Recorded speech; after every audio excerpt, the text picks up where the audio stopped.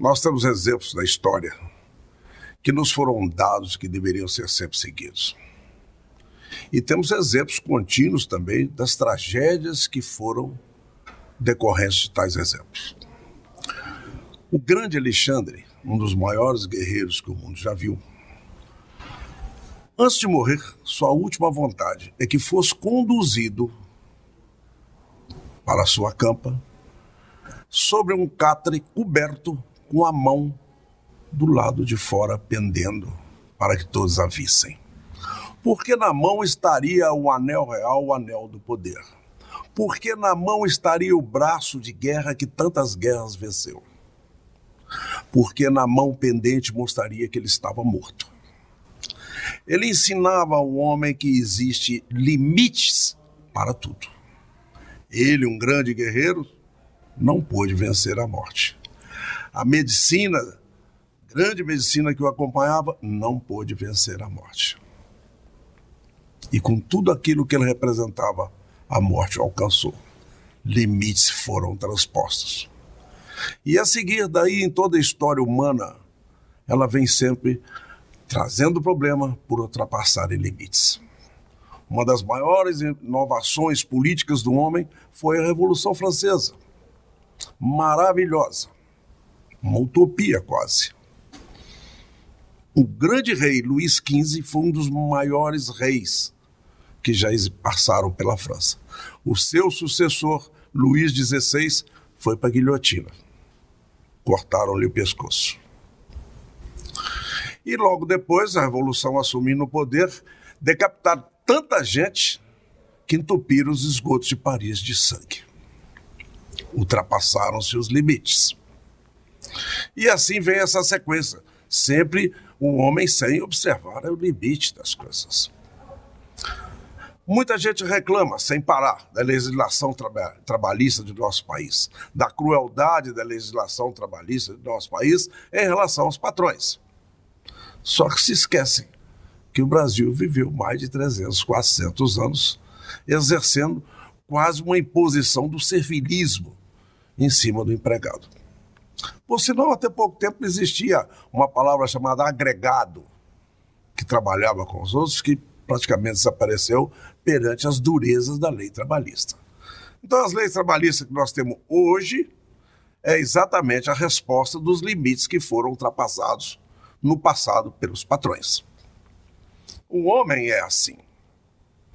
Há pouco tempo, encontrei um senhor que reclamava junto a mim que uma revista semanal de grande porte estava ultrapassando os limites tendenciosamente para outra candidatura a presidente da República. É assim que começa. Ela talvez seja uma revista que possa ultrapassar. Afinal, é uma revista de direito privado, tem dono particular que tem direito de ter a vontade que quiser e de expressá-la. Porém, eu mesma deixei de lê-la porque um dos articulistas teima em desrespeitar a liturgia do cargo de presidente da República. Aí não, aí é diferente. Que possa ser discutido talvez o homem que ocupa o cargo, mas nunca se perder o respeito pela figura do presidente da República. Esses limites têm que ser mantidos.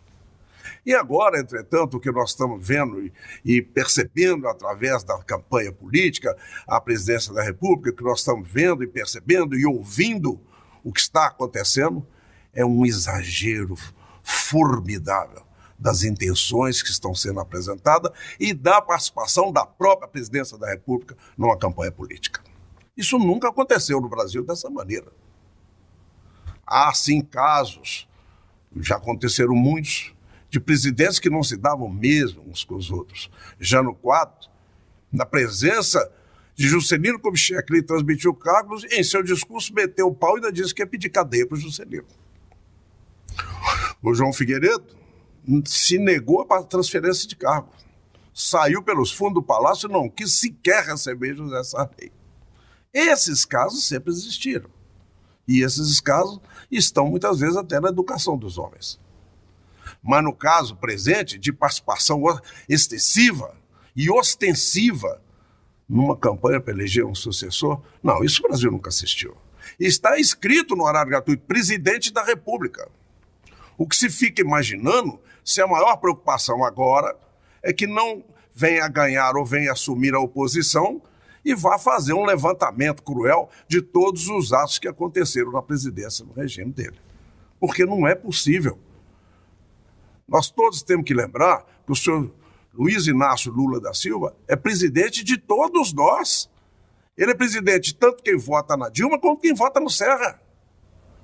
E é para isso que ele é eleito e é este o cargo que ele ocupa, presidente nacional.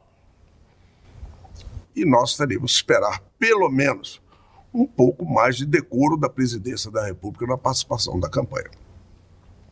Da mesma maneira que temos que esperar um pouco mais de decoro da oposição em ficar usando tanto de religião em seus programas.